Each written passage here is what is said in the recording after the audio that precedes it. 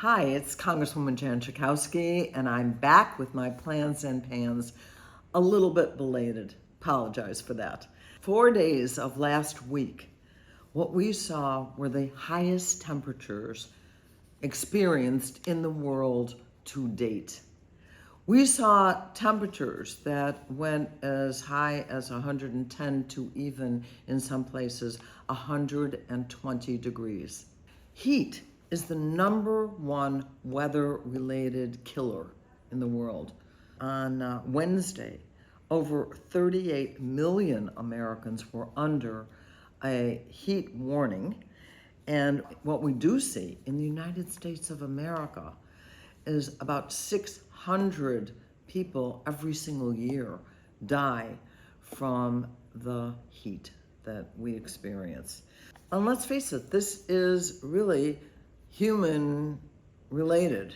That is, people have created global warming, the heating up of the earth. Heat is a definite problem around the world. Now, many of us are fortunate enough to live with air conditioning, and many of us are not. Not only here in the United States, but particularly around the world. The United States is the second largest producer of fossil fuel emissions. But we have been working, especially through this Biden administration, to try and get alternative fuels and to decrease the fossil fuel emissions in our country. It's imperative that we do so. In the 2 weeks that we had a district work period, and I spent a lot of time visiting different places, and 2 of those are food pantries. I mentioned to you that I was at the Niles Township Food Pantry, and I think I may have even told you at that time that I learned Niles Township, which includes a number of the suburbs, including Skokie, for example, 10% of the residents rely primarily on the food pantry for their food and for their nutrition. Think about that. And more recently, I went to the Northfield Township Pantry. That includes Glenview and a number of other suburbs, and learned that 1,100 families right now are needing to go to the pantry. Fortunately, they are beginning a renovation, and they're going to add space, and they're going to have more options for people to come and get food, and that's wonderful to serve the community. Unfortunately, that so many people are needing to go to these food pantries, and the very fact that we somehow in this country tolerate that there are so many people, including children, who are in need of food. It's just not right in the richest country in the world, at the richest time in history. So I met with the Northfield Township Supervisor, someone I've known for quite a while, but she's new to the job, Shiva Mozanzadi, and talked about the plans to do even more in Northfield Township to help people in various ways that need assistance. She is doing a fantastic job. I always like to get a chance to go to the newer parts of my district due to redistricting, and that includes McHenry County, and I spent some time in Barrington. I had an opportunity to have a wonderful dinner with the state representative, Suzanne Ness, who represents that community. Then I met with a number of local officials, mayors, heads of their communities at the Barrington area Council of Governments, and talk to them about how we can partner together. When I get to go to meet these local officials, what I want to talk to them about is how we can partner together. There are things that we can do to help them because the federal government may have a program that they don't know about, and they can make sure that I understand what are the problems that their communities are facing the most. So it's always a learning experience and really great to talk to people, regardless of party, by the way. That never comes up. We talk about what can we do together to make the residents, the people of our communities, the businesses do better. I was able to spend the afternoon with the leaders and staff of the Jewish Child and Family Services Organization, JCFS. I've known them for a long time. And I think many of you know that the challenges that we are seeing people facing these days of mental illness, of the residue from the pandemic, the needs that children have in our communities. And while the name starts with Jewish, the organization serves everyone in the communities. The place I went to was in West Rogers Park, but there are a number of different sites around the Chicagoland area and serving so many different people. So they are dealing with issues of mental illness, of children who have special needs.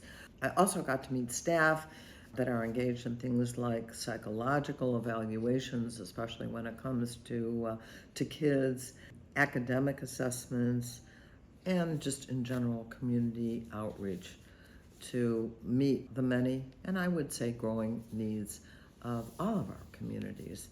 And these organizations raise money, but they also work with people at the federal level and the state level, at the county level, to partner to make sure that we are able as a community to address so many of the challenges that we are facing together. One of the great privileges that I have as a member of Congress is that each year for the last couple, I've been able to identify 15 projects within the district that I can request funding for.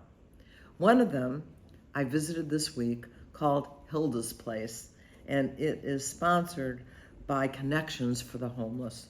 It is talking about what are we going to do to address the issue of people who are unhoused, who live in our communities.